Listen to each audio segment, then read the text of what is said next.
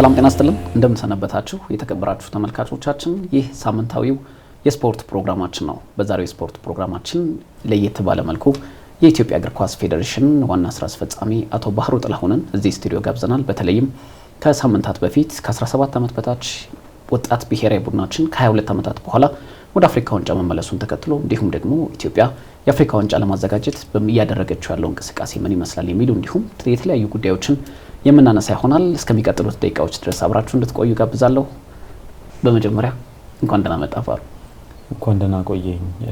እንግዳ አድርገህ ስለጋበዝከኝ ከልብ አመሰግናለሁ። በእርግጥ ቤተኛ ነህ እውነት ለመናገር በዚህ አጋጣሚ በማመስገን ብጀምር ደስ ይለኛል። በምንፈልግበት ጊዜ መረጃ በምንፈልግበት ጊዜ ወቅታዊ ጉዳዮች በሚነሱበት ጊዜ እንዲሁ በፈልግነው ሰዓት መረጃ ለኛ በማድረስ እንግዲህ ሁልጊዜም ትተባበረናለህ። በዚህም በሀገሬ ስፖርትና በሀገሬ ቴሌቪዥን ስም እጅግ አድርጌ አመሰግናለሁ። እኔም አመሰግናለሁ። እንግዲህ የተለያዩ ጉዳዮችን ዛሬ እናነሳለን። በተለይ ከሁለት ሳምንት በፊት ዛሬ በልዩነት የተገናኘ ነው። ከውጤት መጥፋት ጋር ብቻ አይደለም፣ መልካም ነገሮች ሲሰሩ ማንሳትም ተገቢ ይመስለኛል። ሁልጊዜም የኢትዮጵያ እግር ኳስ ላይ መተቸት መቀጥቀጥ ብቻ አግባብ ነው የሚል እምነትም እኛም የለንም። ከሁለት ሳምንት በፊት በተጠናቀቀው ከ17 ዓመት በታች የሴካፋ ዞን የአፍሪካ ዋንጫ ማጣሪያ ውድድር በኢትዮጵያ አስተናጋጅነት ተካሂዶ ነበር። እኛም ከ22 ዓመታት በኋላ ወደ ውድድሩ ተመልሰናል። ግን ከውድድሩ አስቀድመን አጠቃላይ ዝግጅቱ እንዴት ነበር? በድሬዳዋና አዲስ አበባ የተደረጉ ጨዋታዎች ነበሩ። አጠቃላይ ውድድሩ እንዴት አገኛችሁት? መልካም አመሰግናለሁ። የዚህ የሴካፋ ዞን ከ17 ዓመት በታች የአፍኮን ማጣሪያ እንደገለጽከው በሁለት ከተሞች አካሂደናል። በአዲስ አበባና በድሬዳዋ ከተማ አስተዳደር ማለት ነው። እንግዲህ ከመነሻው ጀምሮ የኢትዮጵያ እግር ኳስ ፌዴሬሽን የእድሜ ደረጃ ውድድሮች ላይ በተያያዘ በተለያዩ ጊዜያቶች ተሳትፈናል፣ ሆስት ማድረግም ችለናል። አሁን ላይ ደግሞ በልዩ ሁኔታ በልዩ ትኩረት ነው ይህንን ውድድር ማዘጋጀት የቻልነው። አንደኛ ጉዞ ለ2029 በሚል ትልቅ ፕሮግራም ላውንች ማድረጋችን ይታወቃል። እንደሚታወቀው የ29 አፍሪካ ዋንጫን ለማዘጋጀት በክቡር ጠቅላይ ሚኒስትር ዶክተር አብይ አህመድ አማካኝነት ጥያቄ ኢትዮጵያ ማቅረቧ ይታወቃል። ያንንም ተከትሎ ደግሞ አሸናፊ ብሔራዊ ቡድን መስራት ያስፈልጋል። አሸናፊ ብሔራዊ ቡድን ደግሞ 2029 ላይ ውጤታማ የሆነ ለመስራት ፕሮሰሱ ከዚሁ መጀመር መቻል አለበት። እንደ ኢትዮጵያ እግር ኳስ ፌዴሬሽን ከኛ ምን ይጠበቃል ብለን ነው ይዘን የተነሳ ነው። ስለዚህ የጉዞ 2029 ፕሮግራማችን አንዱ አካል ነው ሆስት ማድረግ። ሆስት ስናደርግ የምናገኛቸው ጠቀሜታዎች አሉ። ትልቁን 2029 ስታስብ ትንንሾች ውድድሮችን በብቃት ማዘጋጀት እጅግ በጣም አስፈላጊ ነው። ልምድ ሊሆነን ይገባል የሚል እምነት አለና ከዛ አንጻር በሁለት ከተሞች ውድድሮችን ማድረግ የቻሉ ምናልባት ለመጨረሻ ጊዜ ተካሂዶ የነበረው በ2007 ካልተሳሳትኩኝ የሴካፋ ውድድር በሶስት ከተሞች ሐዋሳ ላይ፣ አዲስ አበባ ላይና ባህር ዳር ላይ የተካሄደበት የቀጥታ የዲኤስቲቪ ስርጭት የነበረው ውድድር እንደነበረ እናስታውሳለን። ከዛ በኋላ እንደዚህ በሁለት ከተሞች ያስተናገርነው ውድድር የለም። አንድ ቦታ ላይ ነው ውድድሮችን ስናካሄድ የነበረ ጥሩ ኤክስፒሪየንስ ያገኘንበት፣ እውነት ለመናገር ደግሞ ከ22 ዓመት በኋላ ለአፍሪካ ዋንጫ ያለፍንበት በእቅዳችን መሰረት ያን ያሳካንበት የውድድር ጊዜ ነውና ጥሩ ልምዶችን አግኝተንበታል ማለት እንችላለን። እንግዲህ ባልተጠበቀ መልኩ በርካቶች ተከታትለውታል። እውነት ለመናገር እንደውም በዚህ ልክ ትኩረት መደረጉ እኔ በግል አስገርሞኛል። ከ17 ዓመት በታች ነው፣ ወጣት ብሔራዊ ቡድን ነው። በዚህ ልክ ተመልካች ራሱ ይገኛል የሚል እምነት አልነበረኝም። ግን በርካቶች ብሔራዊ ቡድናችንን በሚገባ ደግፈዋል። ከ22 ዓመታት በኋላ እንግዲህ በጣም ሁለት አስርት ዓመታት ያህል ከዚህ ውድድር ከ17 ዓመት በታች የአፍሪካ ዋንጫ ርቀን ነበር። እንግዲህ ከማዘጋጀትም ባለፈ ተሳክቶ እንግዲህ ኢትዮጵያ በዚህ ውድድር ላይ እንድትሳተፍ ሆኗል። እንደ ኢትዮጵያ እግር ኳስ ፌዴሬሽን ዋና ስራ አስፈጻሚ ሳይሆን አንተም ታውቀዋለህ፣ የሚዲያውም ጋዜጠኛም ሆነ ያለፍክ ሰው እንደሆንክ ይታወቃል። ምን ተሰማ? በጣም ደስተኛ ነኝ እውነት ለመናገር። አንደኛ ይሄንን ለማሳካት አልመን አቅደን የተነሳ ነው። እንደሚታወቀው የዚህ ውድድር አሁን ላይ ሰክሰስፉል መሆን ከ4 ዓመት በፊት የተጀመረው የፓይለት ፕሮጀክት ጥንስስ እንደሆነ ይታወቃልና አምና ደግሞ በተለየ መልኩ ልዩ ትኩረት አድርገን ይሄንን የ17 ዓመት በታች ሊጋችንን በደንብ አድርገን ሰርተነዋል። ከማርች ወር ጀምሮ በአዲስ መልኩ አዲስ አበባ ላይና ሲዳማ ክልል ላይ ሊጉን በደንብ ተጠናክሮ እንዲቀጥል የኢትዮጵያ እግር ኳስ ፌዴሬሽን ፋይናንስ በማድረግ አስፈላጊ ነገሮችን በማሟላት ረገድ ከነዚህ ፌዴሬሽኖች ጋር በጋራ ሰርተናልና የዛ ፕሮሰስ ውጤት ነው። ገና ስንጀምረው ለአፍሪካ ዋንጫ ማለፍ መቻል አለብን ብለን ነው ፕሮሰሱን የጀመርነው። ያን ለማድረግ ደግሞ አንደኛው ሊጉን አጠናክሮ መቀጠል፣ ጥሩ የመልመላ ዘዴ ተከትሎ ልጆችን መመልመል፣ የተሻለ ስልጠና እንዲያገኙ ማድረግ፣ በሁለተኛ ደረጃ ደግሞ ሆስት የማድረጉን እድል ማግኘት መቻል አለብን። ሆስት ስናደርግ ደግሞ ሆም አድቫንቴጅ ምን ያህል ጠቀሜታ እንዳለው እንግዲህ ለአንተ መነገር ጉዳይ አይደለም። እንደሚታወቀው ብሔራዊ ቡድናችን በአገር ቤት የተጫወተበት ጊዜ እንደቀላል 4-5 አመት እያስቆጠርን ነው ያለነው። ያ ሰፊ ጊዜ የሆነ እየመጣ ነው። ሆም አድቫንቴጅ ራሱ ምን ያህል ጥቅም እንዳለው በደንብ ያሳየንበት ቶርናመንት ነበር ማለት ይቻላልና ፕሮሰሱ እንግዲህ በዚህ መልኩ መጥቶ እዚህ ጋር ሲደርስ ከኔ በላይ ደስተኛ ሊሆን የሚችል ሰው ይኖራል ብዬ አላስብም። ምክንያቱም የመጣንበት መንገድ የተጓዝንበት ርቀት ምን ያህል እንደነበር በደንብ አይተነዋልና ደስታው ጥፍ ድርብ ነው 22 አመት በኋላ ማለፍ።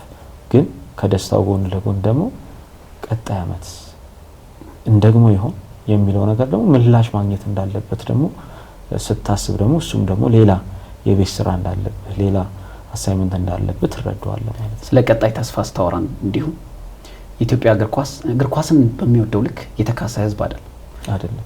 ግን ባለፈው ወደ አፍሪካ ዋንጫ ስንመለስ ምን ያህል በትንሽ ተስፋ ትልቅ ነገር እንደታየው ግልጽ ነበር። ቀጣይስ አሁን ለምሳሌ በዚህ ስኬት ውስጥ በዚህ ስራዎች ውስጥ ይሄን ስኬት ተመዝግቧል። ቀጣይስ ህዝቡ እግር ኳሱን የበለጠ እንዲካስ ያሰባችሁ ተቀዳል? እውነት ነው። የሆነ ክላይማክስ ላይ ሲደርስ እሱን ሜንቴን አድርገህ ሌላ አዲስ ታሪክ መፍጠር እንዳለበት ይሰማሃል። ያ ካልሆነ ወይ ያመጣው ነገር አቦ ሰጥ ነው ማለት ነው። ስለዚህ የሆነ ጊዜ ይመጣል፣ የሆነ ጊዜ ይጠፋል። የሆነ ተአምር የሆነ ጊዜ ላይ ይጠብቃል ማለት ነው። ያ እንዲሆን አንፈልግም እንደ ኢትዮጵያ እግር ኳስ ፌዴሬሽን። ስለዚህም ብዙ ጥያቄዎች ሲነሱ ነበር። ለምሳሌ ከ17 አመት በታች ሴሌክት የተደረጉበት መንገድ ላይ ውድድሮች የተካሄዱበትን ቦታ ስትመለከት አዲስ አበባና ሲዳማ ክልል ከዛ ፖቴንሻል ኤሪያ ናቸው ብለን የምናስባቸው የተወሰኑ ቦታዎች ልክ እንደ ወላይታ እንደ አርባ ምንጭ ያሉ እንደ ሀዲያ ያሉ ልጆች እንዲሳተፉ አምቦጎል ፕሮጀክት የአትሌት ደራርቱ ቱሉ አካዳሚ እንደገና ደግሞ እድሉን ያላገኙ ሌሎች ልጆች በሪኮመንዴሽን የመጡ ነው እንግዲህ ሴሌክት አድርገን የመጣን። ስለዚህ ሁሉንም የኢትዮጵያን ክፍል ነክተናል ማለት አይቻልም። ታለንት የሆነ ቦታ ብቻ አይደለም ያለው፣ ሁሉም ጋር መኖር መቻል፣ ሁሉንም መዳሰስ ያስፈልጋል። እርግጥ ነው ፖቴንሻል ኤሪያ የሆነ ቦታ ውስን ቦታ ሊኖር ይችላል፣ ግን ሁሉንም መዳሰሱ የተሻለ ነው የሚል እምነት አለን። ስለዚህ እንደሚታወቀው ከዚህ ውድድር ጎን ለጎን አንድ ትልቅ መድረክ አዘጋጅተን ነበር። የኢትዮጵያ እግር ኳስ በታዳጊዎች እግር ኳስ ልማት ላይ ምን እየሰራ ነበር፣ ምን ሰርቶ ምን ላይ ደረሰ፣ በቀጣይስ ምን ይጠበቅብናል በሚለው ጉዳይ ላይ ከ14ቱም ክልልና ከተማ አስተዳደሮች የተውጣጡ እግር ኳስ ፌዴሬሽን እንደዚሁም ደግሞ የስፖርት ኮሚሽነሮች ጋር በኢሊሊ ሆቴል አንድ ትልቅ መድረክ ተካሂዷል። ምን አንስተናል እዛ ላይ? ይሄንን ነገር በዚህ ደረጃ ሰርተን ውጤታማ ከሆነ እናንተም አግዙ፣ አብረን በጋራ እንስራ፣ ኢትዮጵያን እግር ኳስ እንቀይረው። ጉዞ ለ2029 ስንል የሆነ ቦታ ላይ ብቻ አዘጋጅተን የምትሰራው ስራ አይደለም፣ ሁሉም መሳተፍ መቻል አለበት። ስለዚህ እናንተም አግዙን ብለን ለነሱም በደንብ ፕሬዘንት አድርገን የፓይለት ፕሮጀክቱ ቀደም እንዳነሳውልን ሰክሰስፉል መሆኑን በደንብ ገልጸን፣ ምክንያቱም በዚህ ቲም ውስጥ 14 የሚደርሱት ከፓይለት ፕሮጀክቱ የመጡ ልጆች ናቸው። ስለዚህ ሁላችሁም በዚህ ደረጃ ተሳተፉ የሚል ነገር አነሳና 14 ማዕከላትን ለየ ውድድር የምናካሄድባቸው ከ15 አመት በታችና ከ17 አመት በታች። ስለዚህ አሁን በቀጣይ ኔክስት ይርም ማለፍ መቻል አለብን። ኔክስት ይር ብቻ አይደለም፣ ይሄ ለአፍሪካ ዋንጫ የሚያልፈው ወይም ያለፈው ብሔራዊ ቡድናችን ልጆችን በተጨማሪነት ማካተት መቻል አለበት። በደንብ ፐርፎርም የሚያደርግ ሰው እዚህ ካሉት ላይ በተለየ ሁኔታ አቅሙ ያለው ሰው የመጫወት እድሉ ቢመቻችለት ኢትዮጵያን ከፍ ማድረግ ነው የሚችለው አይደል? ስለዚህ እነዚህ በቃ ኳሊፋይ አድርገዋል እነዚህ ብቻ ናቸው የሚሳተፉት የሚል ካልኩሌሽን የለም። ለሁሉም በሩ ክፍት ስለሆነ በዛ ደረጃ እንግዲህ እየሰራንበት ነው ያለነውና ኔክስት የአፍሪካ ዋንጫ ላይ ያለንም ተሳትፎ ኔክስት ይርም ደግሞ ለማለፍ የምንሰራውን ስራ ከወዲሁ እየሰራንበት ነው የሚገኘው። የኢትዮጵያ እግር ኳስ ፌዴሬሽን ፕሬዚዳንትና የካፍ ስራ አስፈጻሚ የሆኑት አቶ ኢሳያስ ጅራ ከዚህ በፊትም የማግኘት አጋጣሚው ነበረኝና የኢትዮጵያ እግር ኳስ እንዲያድግ ሁሉም ባለድርሻ አካል መረባረብ አለበት። የፌዴሬሽኑ ስራ ብቻ ምንም ለውጥ አያመጣም፣ ባለሀብቶች እጃቸውን ማስገባት አለባቸው ሲሉ አውርተውኝ ነበር። እሳቸው ከዚህ ስኬት በኋላ በስልጣን ዘመን ያሳካውት ትልቁ ስኬት ይሄኛው ነው ሲሉ ተናግረዋል። ባህሩ እንደ ወጣት አመራር በቦታው ላይ እንደተገኘ ሰው ምናልባት በስልጣን ዘመን ትልቁ ውጤት ይሄው በመጀመሪያ ደረጃ ልንጠቅሰው የምንችለው ትልቁ ውጤት ይሄ ነው። ሌሎቹ ቀጥለው የሚመጡ ናቸው። ምክንያቱም ክቡራቱ ኢሳያስ ይሄንን ነገር ያሉበት ዋንኛው ምክንያት ፕሮሰሱን በደንብ የሚያሳይ ስለሆነ ነው። ከፓይለት ፕሮጀክት ጀምሮ ታዳጊዎች ላይ ከተሰራ ያለምንም የክለቦች ንክኪ የተሰራው ስራ እኛ ጨራሽ ለክለቦች እንድንተርፍ አድርጎናል። ክለቦች እነዚህ ልጆች በማስፈረም የአንደር 17 ቲም እንዲያጠናክሩበት አድርገናል። የአንደር 20 ቲም እንዲያጠናክሩበት አድርገናል።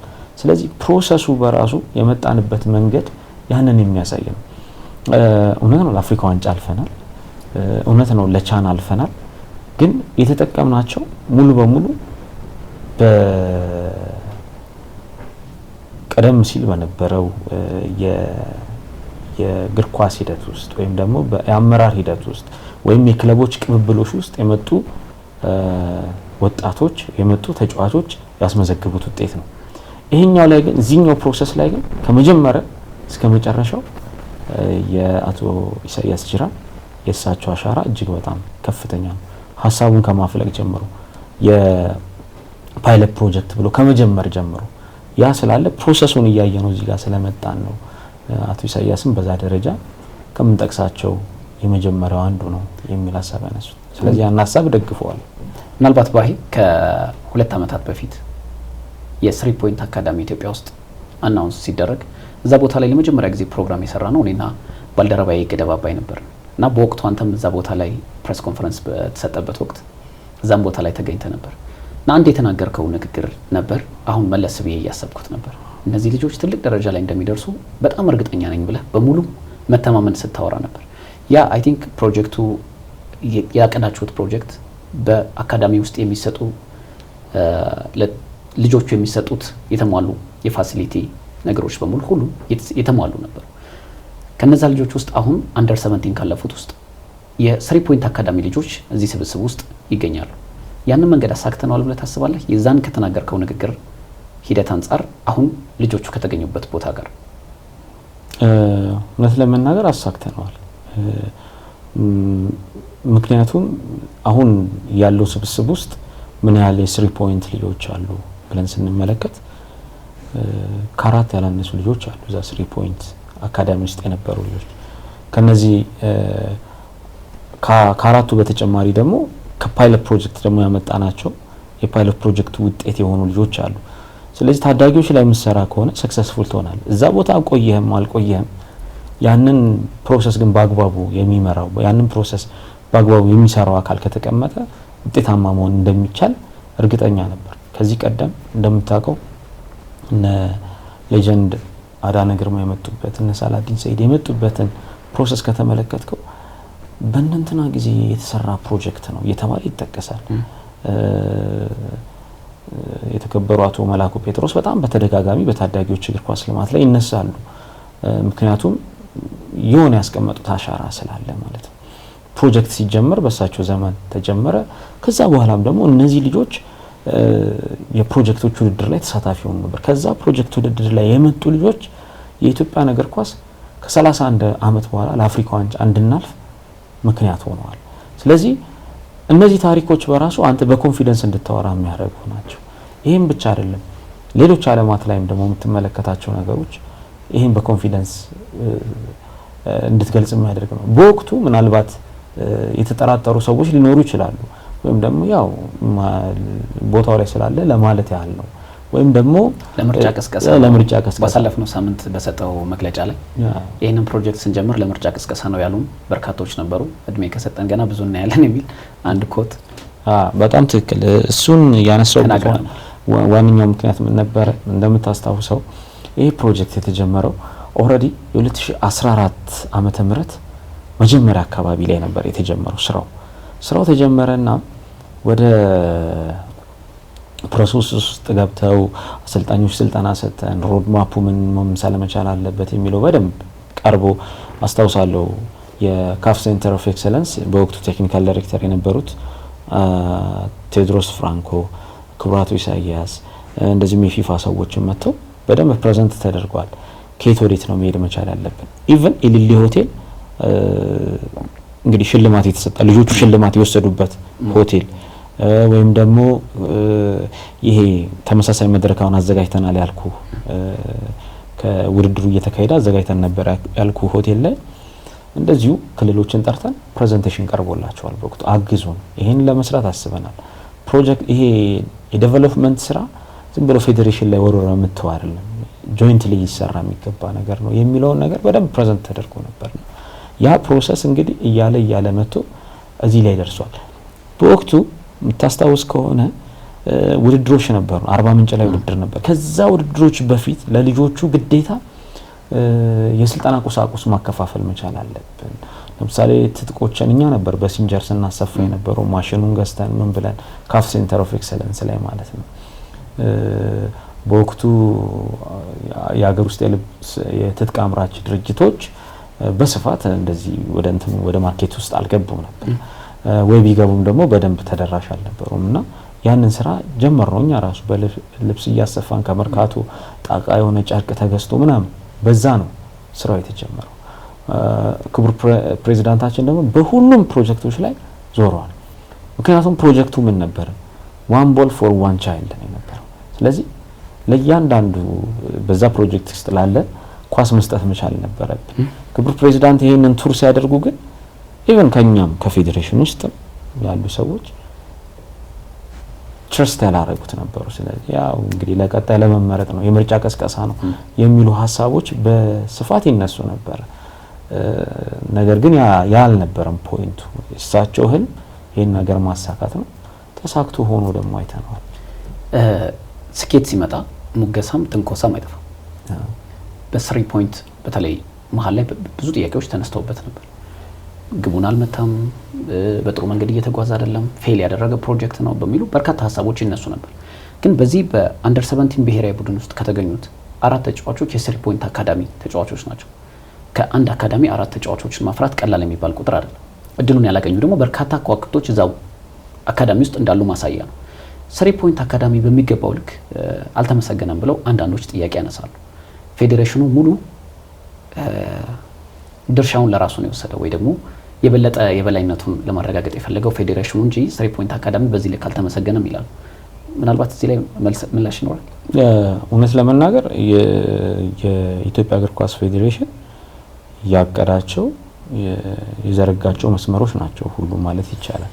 ከፓይለት ፕሮጀክቱ ጀምሮ አሁን አንደር 70 ሰክሰስፉል ለመሆኑ ስሪ ፖይንት ጋር አሁን ተያይዞ አንዳንድ የሚነሱ ሀሳቦች ትንሽ ግራ ይገቡኛል። ስሪ ፖይንት እና ኢትዮጵያ እግር ኳስ ፌዴሬሽን የአንድ ሳንቲም ሁለት ገጽታ ናቸው። ምክንያቱም ስሪ ፖይንት የስሪ ፖይንት ድርሻ ቴዲ ሩፕ የራሳቸው ድርሻ አላቸው፣ ኢትዮጵያ እግር ኳስ ፌዴሬሽን ድርሻ አለው። ስለዚህ ስሪ ፖይንት የኛም ነው።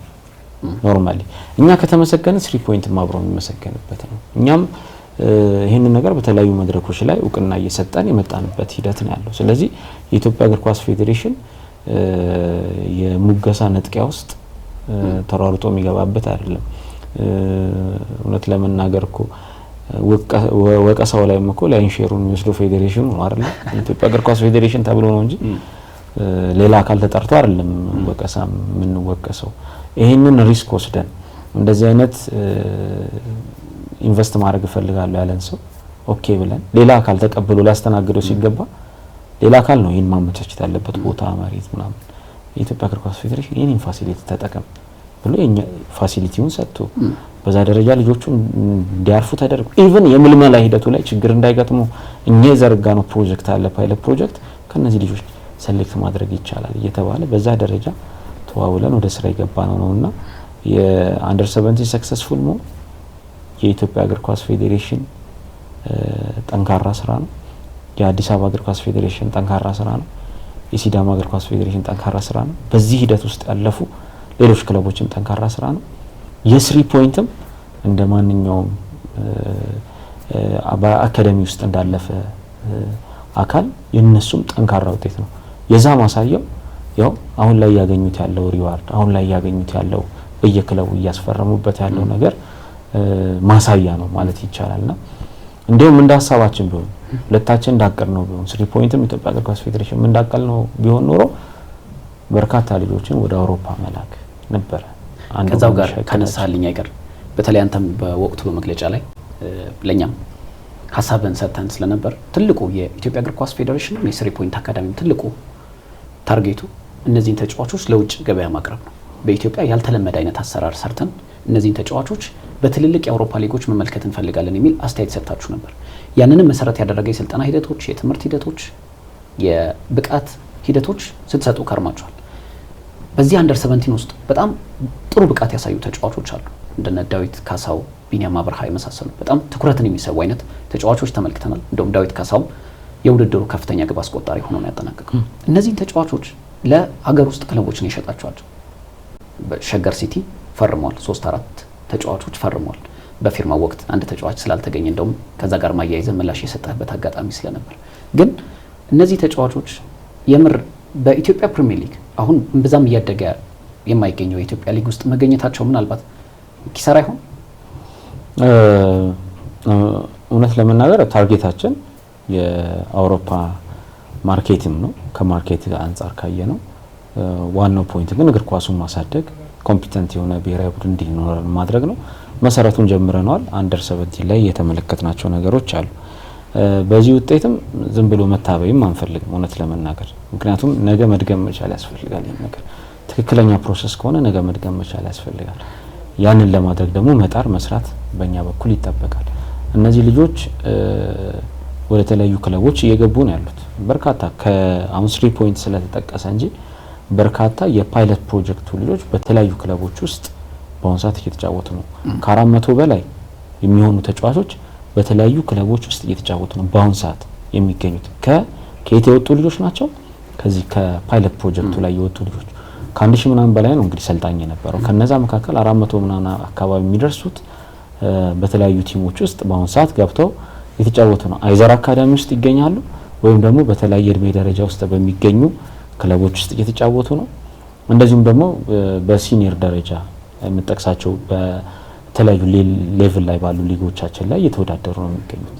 እውነት ለመናገር 3 ፖይንት ላይ ያሉ ልጆች እድሜያቸው ፈቅደው ቲማችንን ወክለው ኢትዮጵያን ወክለው ቢወዳደሩልን ደስ ይለናል። ግን ኤምአርአይ ሲመረመሩ እድሜያቸው ያለፉ ልጆች አሉ።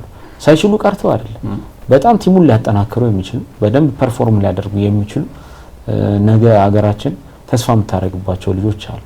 ነገር ግን እነዚህ ልጆች እድሜያቸው ስላለፈ በተለያየ ደረጃ እንግዲህ እየተጫወቱ ነው የሚገኙት። እንደዚህ ክለቦችም ኢንተረስትድ የሆኑባቸው አሉ። ከዛ ውጪ ደግሞ እነ ዳዊት እንደነ ቢኒያም አይነት ተጫዋቾች ሌሎች እነ ሙንተሲልን ጨምሮ ሙንተሲል በዚህ ስኳድ ውስጥ ስላልተካተተ ነው በጉዳት ምክንያት እንጂ እነዚህ ልጆች ብሩህ የሆነ ተስፋ አላቸው። በኢትዮጵያ እግር ኳስም በዓለማችን ላይ ባለው እግር ኳስ ማለት ነው። በዚህ ሂደት ላይ ኢንተረስትድ የሆኑ ለወደፊቱ ይፋ የምናደርጋቸው አካዳሚዎች ልጆቹን ለማስፈረም ፍላጎት አላቸው። እስከዛስ ይሄ ፕሮሰስ ከመል የት መሆን መቻል አለባቸው። እንደዚህ አይነት ደግሞ የሰዎችን ስራ በደንብ ፕሮሞት የሚያደርጉ ፍላጎት ያላቸው ለሚገባው የሚገባውን አድርገው ልጆቹን ማሳደግ የሚፈልጉ ልክ እንደነሸገር አይነት ደግሞ ቲሞች ሲመጡ ልጆቹን ለነሱ ሰተን የተሻለ ስልጠና የሚያገኙበት ሁኔታ እንዲመቻች ፎሎ አፕ እያደረገን መቀጠል መቻል ይኖርባቸዋል። ምክንያቱም ታርጌታችን ቀደም እንዳልኩ የተሻለ ስልጠና የሚያገኙበት ከሀገር ወጥተው እንዲጫወቱ ኤክስፒሪየንስ ይዘው እንዲመጡ እንፈልጋለን። ያ ደግሞ ካልሆነ ደግሞ ሎካል ማርኬቱንም ደግሞ ማጣት የለብንም። ስለዚህ ወደ ሎካል ማርኬቱ መጥተዋል። ስናስፈርም ግን ውላቸው ላይ የተቀመጠ ነገር አለ። የውጭ እድል ባገኙ ጊዜ ግን እነዚህ ልጆች ይሄ ክለብ ያለ አንዳችም ማዘግየት ወጥተው እንዲጫወቱ የማድረግ ወይም ደግሞ ያንን እድል እንዳያመልጣቸው የማድረግ ግዴታ ውስጥ ገብተዋልና በዚህ መልኩ ስለሆነ ልጆቹ በእርግጠኝነት የውጭ እድል ሲያገኙ ወጥተው ይጫወታሉ። ፌዴሬሽኑ ራሱ በምን ያህል ደረጃ ራሱን አዘምኗል? ለምሳሌ ከስሪ ፖይንት አካዳሚ ጋር እየሰራችሁ ነው ያላችሁት። የስሪ ፖይንት አካዳሚ መስራቾች እነ ቴዲ ሩፕ የቴዲ ልጅም እነ ዴቪድ ሰልከ በጀርመን ቡንደስሊጋ ኮሎን የሚጫወት ተጫዋች ነው ያላቸው። ስለዚህ እነዚህ ተጫዋቾች ምን ያህል ዊኪፒዲያ ሰራችሁላቸው? ምን ያህል ፕሮፋይላቸው ተሰራላቸው? ምክንያቱም እነዚህ ተጫዋቾች ለምሳሌ በርካታ መልማዮች አሁን በአፍሪካ ዋንጫ በቀጣይ በሞሮኮ በሚካሄደው አፍሪካ ዋንጫ ላይ መገኘታቸው አይቀርም። ከ17 ዓመት በታች ብሔራዊ ቡድን በሚገኙ ተጫዋቾችን ለመመልከት የነዚህን ተጫዋቾች ፕሮፋይል በመስራት ላይ እየሰራችሁት ያለው ስራ አለ? ምናልባት ባለፈው መግለጫው ላይ ስላልተነሳ ብዬ ነው። መልካም። አሁን እነዚህ ልጆች ምን አድርገናል መሰለ? የፊፋ ኮኔክት የሚባል ራሱን የቻለ አሰራር አለ። የትኛውም ተጫዋች በፊፋ ኮኔክት ተመዝግቦ መቀመጥ መቻል አለበት። ስለዚህ የኢትዮጵያ እግር ኳስ ፌዴሬሽን ፊፋ ኮኔክት ላይ እነዚህ ልጆች ሬጂስተርድ ሆነው እንዲቀመጡ አድርገናል። ስለዚህ ፊፋም ያውቃቸዋል። እያንዳንዱ ተጫዋች ማን ነው የሚለውን ነገር ሬጂስተር አድርገን ፕሮፋይላቸው ተመዝግበዋል ማለት ነው። ስለዚህ ነገ ከነገ ወዲያ ትራንስፈር ማርኬት ላይ ልታያቸው ትችላለህ። ነገ ከነገ ወዲያ ሌሎች ስጠቅሳቸው የነበሩ ፔጆች ላይ በቀላሉ ልጆችን ማግኘት የሚቻልበት እድል ሰፊ ነው ማለት ነው። ስለዚህ አካዳሚዎችን ኑ ተመዝገቡ ስንል መጥተው የሚመዘገቡ ልምዱም የለም። እኛ ግን ሞዴል መሆን መቻል አለበት። እነዚህ ልጆች መመዝገብ መቻል አለባቸው ብለን በኢትዮጵያ እግር ኳስ ፌዴሬሽን የሲኤምኤስኤን እና ቲኤምኤስ ባለሙያ በኩል ምዝገባው እንዲካሄድ አድርገናል። የታለንት አይዲ ዲፓርትመንቱ ደግሞ ይሄንን በደንብ አድርጎ እንዲከታተል የማድረግ ስራ ተሰርቷል። ከዚህም በላይ ግን መሄድ መቻል ያስፈልገናል። ኦፍ ኮርስ ከዚህም በላይ እንሄዳለን። ልጆቹ በደንብ የሆነ ወቅት ነበሩ የሚባሉ እንዳይሆኑ በደንብ ሲሪየስሊ ፎሎ አፕ ማድረግ ከኛ ይጠበቃልና ያን የማድረግ ስራ እየሰራን ምናልባት አጠቃላይ ስለ ብሔራዊ ቡድኑ እያነሳ እንገኛለን። በተለይ ስኬታማ ስለሆነው ብሔራዊ ቡድናችን ከ17 ዓመት በታች ብሔራዊ ቡድናችን እንግዲህ ተመልካቾቻችን ከኢትዮጵያ እግር ኳስ ፌዴሬሽን ዋና ስራ አስፈጻሚ ባህሩ ጥላሁን ጋር እያደረግነው ያለነው ቆይታ እንደቀጠለ ነው። ባሂ ከናንተ ስኬት ከፌዴሬሽኑ ብቻ ሳይሆን ከስሪ ፖይንትም አነሳን ከተለያዩ ፓይለት ፕሮጀክቶችም የተሰበሰቡ ወጣት ተጫዋቾች የተሰባሰቡበት ብሔራዊ ቡድን ነው። ይህንን ብሔራዊ ቡድን ግን አቀናብረው አዋህደው ጥሩ ውጤት ያስመዘገቡ አንድ አሰልጣኝ አሉ፣ ቤንጃሚን ዚመር። በቅርበትም እንደምታውቃቸው እረዳለሁ። ምን አይነት አሰልጣኝ ናቸው? ለምንስ ባጭር ጊዜ እንደዚህ አይነት አመርቂ ውጤት ሊያስመዘግቡ ቻሉ? ኮች ቤንጃሚን ዚመር ፕሮፌሽናል ኮች ናቸው። ፕሮፌሽናል የሆነ ስራ ነው የሚሰሩት። ምንም ሌላ ተጫዋቾችን ሊያዩበት የሚችል የተለየ መነጽር የላቸውም። ከሰራ ብቃት ካለ ትኖራለ፣ ከሌለ ደግሞ ያለ አንዳችም ኤክስተርናል ፎርስ ወይም ኢንተርፌረንስ ስራቸውን በነፃነት እየሰሩ ያሉ አሰልጣኝ ናቸውና ውጤታማ ናቸው ፕሮፌሽናሊ ስለሚሰሩ።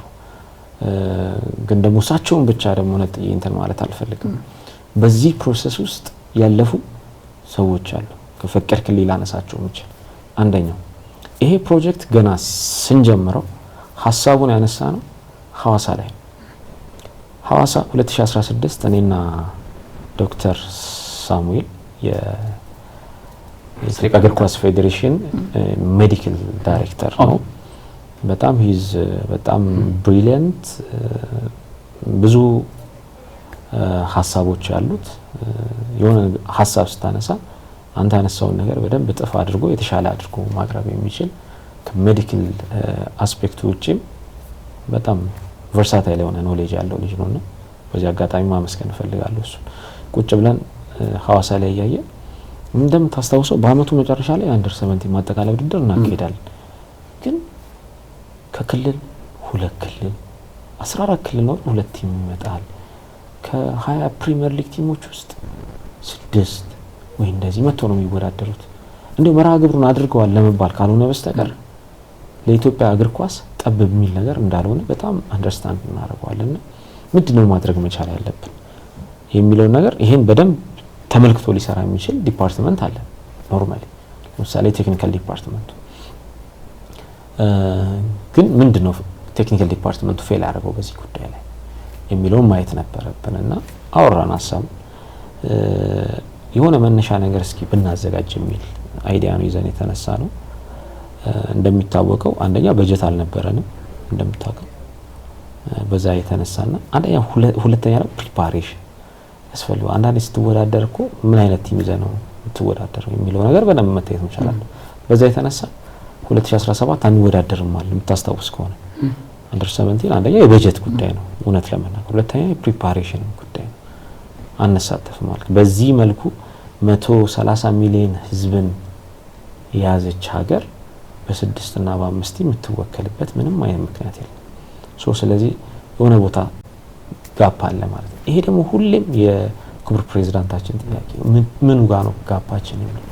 ስለዚህ ምን አደረግን በዚህ ላይ መስራት መቻል አለብን በአዲስ መልኩ የሚለው ይሄንን ሀሳብ ደግሞ ከኮች አምሳሉ ጋር አሜሪካን ሀገር ካሊፎርኒያ ውስጥ ነው የሚኖረው። ሁሌ የተሻለ ነገር ኢትዮጵያ እግር ኳስ ላይ እንዲኖር ይፈልጋል። እንደምታውቀው በርካታ ኢትዮጵያኖች አሜሪካን ሀገር ሄደው ስልጣን እንዲወስዱ አድርጓል። ኮቹ በቱን ጨምሮ እና አስራት አባተ እና ኮች ብርሃኑ ሌሎችንም ማንሳት እንችላለን። እና እነዚህ አሜሪካ ሄደው ተጨማሪ የላሊጋ ሜቶዶሎጂ ኮርስ እንዲወስዱ በየአመቱ ያደርግ ነበር። ከዛ በተጨማሪም ደግሞ ናሽናል ቲሙን የመደገፍ ፍላጎት አለ። እሱ ጋርም ይሄን አይዲያ ይዘን ሄደ። ምክንያቱም ፍላጎት አለ፣ የመስራት ፍላጎት አለ። ከኛ በኩል ደግሞ ያለው ያንን ለማሰራት ለማቀናጀት ያለው ነገር አንዳንዴ ጋፕ ነበረበት። ስለዚህ ለምን በዚህኛው መንገድ አንሞክረውም? አንደኛ የእድሜ ደረጃ ቡድን አንደር 17 በተመለከተ ኤምአርአይ ጉዳይ ነው አይደል? ኤምአርአይ ከሆነ ግዴታ ከሜዲካል ዲፓርትመንቱ ጋር ይገናኛል። ይሄ ስራ ጆይንትሊ የሚሰራ ነው፣ ቴክኒካል ዲፓርትመንቱ ከሜዲካል ዲፓርትመንቱ። ስለዚህ ሜዲካል ዲፓርትመንቱ የዚህ ፕሮጀክት ሄድ አረገ። ይሄን ፕሮጀክት ኮች አምሳሉ ደግሞ ይሄን ጉዳይ እንዲያስፈጽሙ ደግሞ የኢትዮጵያ እግር ኳስ ፌዴሬሽን ቴክኒካል አሶሺየት ዳይሬክተር አደረግናቸው። ስለዚህ ይሄን ስራ በጋራ መሰራት ተጀመረ። ዘና አንደር 17 እንዴት አድርገን እናስኪደው? አዲስ አበባ በየአመቱ ያካሂዳል ብሎም እነ አዳማ አዲስ አበባ መጥቶ ነው የሚወዳደሩት አንደር 17።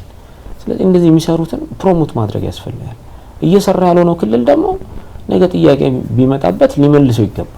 ስለዚህ ዋይ ካልሰራ ለምንድነው የምንጨነቀው? የሚሰሩት ላይ ለምን ፎከስ አናደርግ የሚል ማለት እንደማሳያ ሳይሰሩ እንዲቀጥሉ ሳይሆን እንደ ፓይለት ሆኖ እንዲሰራ አሰብን። አዲስ አበባና ሲዳማ ክልል ላይ አሰብን ይሄን ስራ።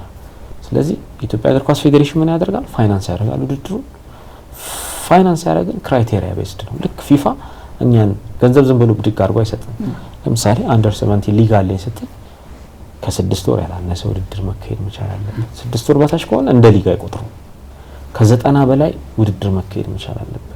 ስለዚህ እንደዚህ ክራይቴሪያ ቤዝድ እናርገውና እናትጋቸዋል። ስለዚህ የአዲስ አበባ እግር ኳስ ፌዴሬሽን ሲዳማም በተመሳሳይ አግሪመንት ውስጥ ገቡ። ኳሶችን ሰጠናቸው። ኤግዛክትሊ አሁን ቁጥራቸውን እያንዳንዱ ከ200 ያላነሰ ኳስ እንዲደርሱ አደረገ። ለእያንዳንዱ ቲም እንዲደርስ ተደረገ። ስልጠና ይሰጥ ለሁሉም ያንዳንዱ በዚህ ውድድር ላይ ለሚያልፉት ስልጠና ይሰጥ ተባለ። ኮች አምሳሉ ስልጠና ሰጣቸው። ለአዲስ አበባ ላይም ላሉ የክለብ አሰልጣኞች በአንደር 17 ለሚሳተፉትም በአንደር 17 ለሚሳተፉትም የሲዳማ ላይ በተመሳሳይ ኮንሰፕት በተመሳሳይ አስተሳሰብ ስራው ተጀመረ ማለት ነው።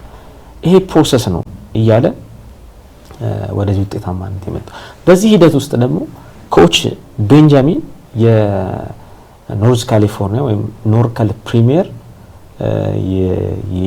በዛ አካባቢ ያለ የእግር ኳስ ፌዴሬሽን ወይም ኤፍኤ ሪጂናል እንትን ፕሬዚዳንት ናቸው። ከኮች አምሳሉ ጋር በጣም የመገናኘት እድል አላቸውና በዚህ ጊዜ የሚሰራውን ነገር አይውና ኢንተረስትድ ይሆናሉ። ይሄንን ፕሮጀክትማ ማገዝ መቻል አለብኝ ብለው ነው የተነሱት። እዛ የምታየው ነገር ሆነ። እሳቸውም መጡ። አንድም ቀን የተለየ ክፍያ ሰጥተናቸው አናውቅም። መጡ፣ ስልጠናውን መከታተል ጀመሩ። የመጀመሪያ ዙር ላይ መጡ፣ አዩት። 2 ሳምንት የመከላከያ ዩኒቨርሲቲ ቢሾፍቱ የሚገኘው እዛ ቁጭ ብለው 2 ሳምንት ትሬኒንግ። እያንዳንዱ ትሬኒንግ ክላስሩም ሴሽን አለ። ከክላስሩም ነው ወደ ትሬኒንግ የምትወጣው። ከትሬኒንጉ በኋላ ደግሞ ቪዲዮ አናሊሲስ አለ። ጧት ስትመጣ ትላንት የሰራኸው ምን እንደነበር አይተን አሳይመንት የሚሰጥ በዚህ አይነት መልኩ ዘመኑን ያዋጀ አድርገው ስልጠናውን መስጠት ቻሉ። አሁን በዚህ ሂደት ውስጥ ዓለም እየተከተለው ያለው አሰራር ምንድነው የሚለውን በደንብ ያየንበት ነው። እኛ ይሄ ጠፍቶን ነበር ከዚህ ቀደም የሚለውን አይዳውት ለራሴም ጥያቄ ስለሚሆንብኝ የኮሚትመንት ጉዳይ ነው። ኮሚትድ የመሆን ኤክስፖዠር ያለ ማግኘት ጉዳይ ነው ያስባሉ። ኢትዮጵያን ኮቾችን ክሬዲት ማሳጣት አልፈልግም። በዚህ ሂደት በጣም ብቃት ያላቸው ኮቾች አሉ። በዛው ልክም ደግሞ ራሳቸው ማብቃት የሚገባቸው ምን እንዳሉ ደግሞ መጥቀስ እፈልጋለሁና ከዛ አንፃር እኚህ ኮች ይሄን ስራ እየሰሩ መጡ። ከኮች አምሳሉ ጋር ዘን ቲም አፕ አደረግን። የታለንት አይዲ ዲፓርትመንት የለውም ቴክኒካል ዲፓርትመንት በዩዝ ዴቨሎፕመንት ስር ነው ያለው ነው እሱ አይደለም። ፊፋ የሚለው ታለንት አይደንቲፊኬሽን ዲፓርትመንት ይኖራቸዋል። ታለንት አይደንቲፊኬሽን ባለሙያ ቀጠር፣ የቲዲኤስ ባለሙያ ቀጠር። በዛ ሂደት ውስጥ እያንዳንዱ ስራ ገንዘብ ሳታወጣ ይሆን ገንዘብን አለማውጣት ፈልገ ውጤት ፈልገ ሊሆን አይችልም። ኢንቨስት ማድረግ መቻል አለ። ኢንቨስት ታደርግ ግን በጣም ኢኮኖሚካል ሎጂካል መሆን መቻል ይኖርባልና በዛ አይነት መልኩ እንግዲህ የትሬኒንግ ካምፖች ሪጂናል የትሬኒንግ ካምፖች ከዛ ናሽናል ትሬኒንግ ካምፕ ያመቻቸ ልጆቹ እየተመረጡ እየተንጓለሉ በደንብ እየታዩ መምጣት ቻሉ። በኋላ ላይ የምትመለከተው አይነት ነገር ማየት ቻለ። ለምሳሌ አሁን አስደሳች ይሄ ምንድነው የሚባለው እኛ ብዙ ጊዜ የምናነሳው አጫጭር ቅብብሎሽን እየተጫወተ የሚጫወት ብሔራዊ ቡድን አስመልክተውናል ብዬ ግን ዋሸት አልፈልግም። ግን በምክንያት አጭር ኳስ የሚቀባበል በምክንያት ረጅም ኳስ የሚቀባበል በምክንያት ተሻጋሪ ኳሶችን እየተቀባበለ ጎል የሚያስቆጥር አይነት ቲም ግን መፍጠር ምክንያቱም እግር ኳስ ሁሌም ምክንያት ስለሚፈልግ ለምታደርጋቸው እያንዳንዱ ነገሮች ግን ከዚህ ስኬት ተስፋ በኋላ በርካቶች ጥያቄ ጠይቀዋል። አንዳንዶች እንደውም ትንሽ ፈገግ የሚያስብሉም አሉ። የ17 ዓመት በታች ብሔራዊ ቡድን አጠቃላይ ዋናው ብሔራዊ ቡድን አሁን ይተካልን የሚሉ አሉ። እንዲሁም ደግሞ ቤንጃሚን ዚመር ምን አለበት ዋናውን ብሔራዊ ቡድናችን በተረከበው ብለው ጥያቄ የሚያነሱም ቁጥራቸው ቀላል የሚባል አይደለም። ግን በዚህ ያያችሁ ተስፋ ምናልባት ዋናው ብሔራዊ ቡድናችን አሁን ዋና አሰልጣኝ የለውም። ምናልባት የውጭ አሰልጣኝ የሚመጣበት እድል ሊኖር ይችላል ወይስ ቤንጃሚን ዚመር ዋናው ብሔራዊ ቡድኑን የሚረከቡበት እድል ሊኖር ይችላል? ከኮች ቤንጃሚን ጋር ያለን ኮሚትመንት አንደር 17 ላይ ነው። እሳቸውም ፍላጎታቸው ታዳጊዎች እግር ኳስ ላይ የሆነ ነገር ማሳየት ይፈልጋሉ። ምክንያቱም የመጡበትን መንገድ ታዳጊዎች ላይ በጣም የመስራት ስለሆነ እዛ ላይ ነው ፎከስ አድርገን እየሰራን የምንገኘው። ሌላ ኮሚትመንት ሌላ ሀሳብ እስካሁን የተፈጠረ ነገር የለም። ከዚህ ጋር በተያያዘ ደግሞ የኢትዮጵያ እግር ኳስ ፌዴሬሽን ብሔራዊ ቡድናችን ኮች ሊኖረው ይገባል። ምን አይነት ኮች ውጤታማ ሊያደርገን የሚችል ኮች አሁን ላይ ያለውን የኢትዮጵያ እግር ኳስ የተረዳ ኮች እንደሚያስፈልገን ይታወቃል። ይሄ ታዳጊዎች ላይ እየሰራን ነው። ትግስት የሚፈልግ ጉዳይ ነው። ባንዴ ወደ ላይ መታመጣውም አይደለም። ወደ ላይ አምጥተን ደግሞ ልጆቹንም መስበርም ዲስአፖይንት ማድረግም አያስፈልግም። እድገታቸውን ጠብቀው ፕሮሰሳቸውን ጠብቀው መምጣት መቻል ይኖርባቸዋል የሚል እምነት አለን። የተለየ ችኮላና ጥድፊያ ውስጥ አንገባም። እውነት ለመናገር ቅድም ያልኩ ነገር አሁንም ስትረስ አድርጌ ማንሳት እፈልጋለሁ። አሁን አልፈናል። አንደር 17 በየአመቱ ሆኗል። ኔክስት ይር ማለፍ መቻል አለብን እና ዩጋንዳ እየሰሩት ያለው ስራ አለ። ሊቆጨን የሚገባ ነገር አለ። ዩጋንዳ አንደር 17 ስትልክ ሌላኛው አንደር 17 ነው የት ነው ያለው? ካታር ላይ እየተወዳደረ ነበር። ኢትዮጵያም ተመሳሳይ ታሪክ እንዲኖራት እንፈልጋለን።